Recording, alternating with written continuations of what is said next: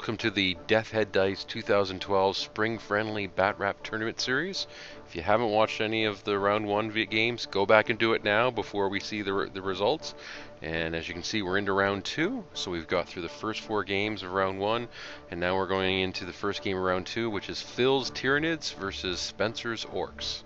So we'll start off by taking a look at Spencer's Ork list, leading it with Gazrakal Thraka as his HQ choice. He's got a squad of 10 Boyz, one with a missile launcher, squad of 20 Ard Boyz, which give him a better save and has 2 missile launchers in there.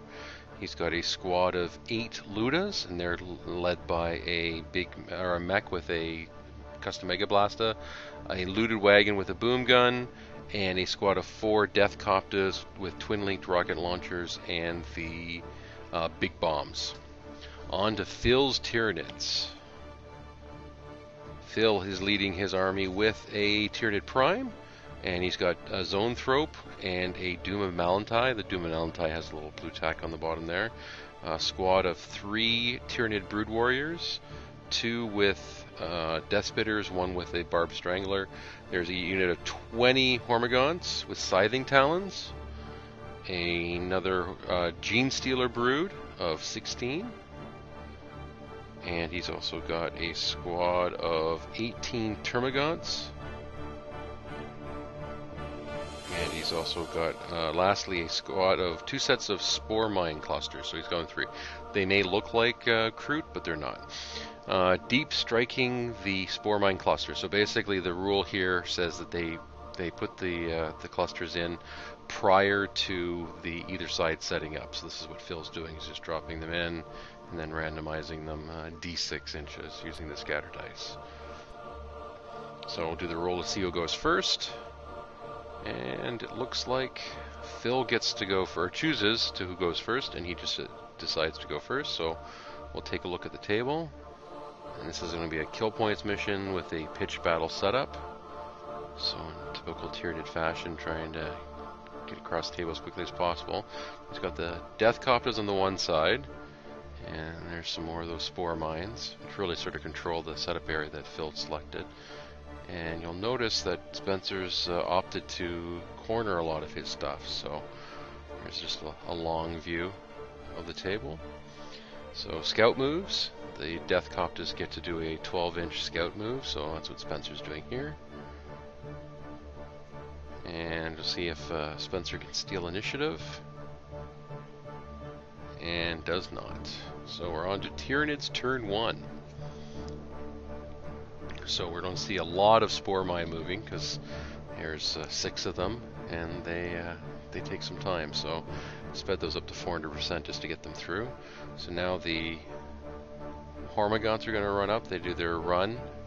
So they do their they get to just roll 3 dice and choose it. So he's doing his run move at the same time as his regular move just to speed up the camera. The Zoanthrope's moving, and then the Termagants are running. They got a good run roll, so he's doing his run and his move at the same time. The Doom of Malantai is going to move up, and same with the Warriors. And now we're back to moving Spore Mines again. I'm not 100% sure why we were doing that. I'm going to have to follow up with Phil. One of the drawbacks of recording this almost a month ago before doing the audio. And then in the shooting phase, Phil decides to run up the Zoanthrope, so he gets its run move. And that takes us into ORK'S Turn One. So Spencer starts off by moving the Death Copters up behind some cover,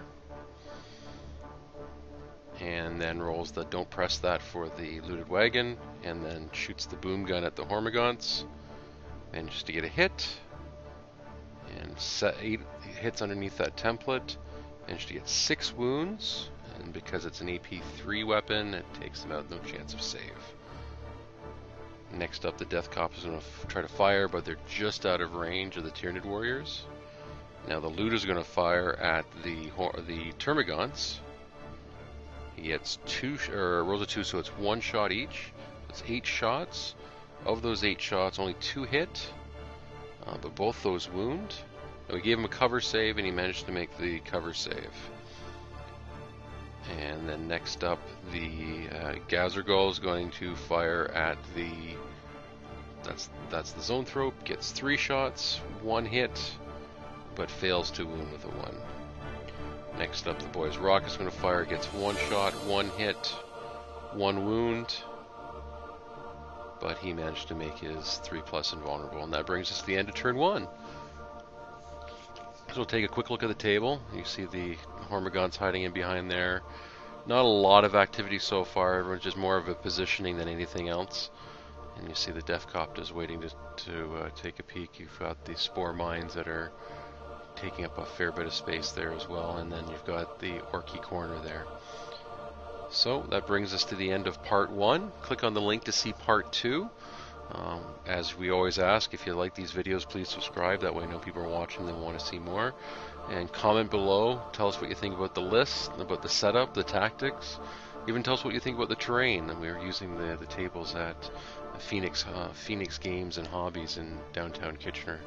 And they have some nice terrain. It's kind of scary to see a Baneblade cut up for terrain, but it looks good on the table. So let us know what you think. Again, as always, rules, corrections, suggestions, and etc. are appreciated. Feel free to leave them below and click on part 2, and thanks for watching.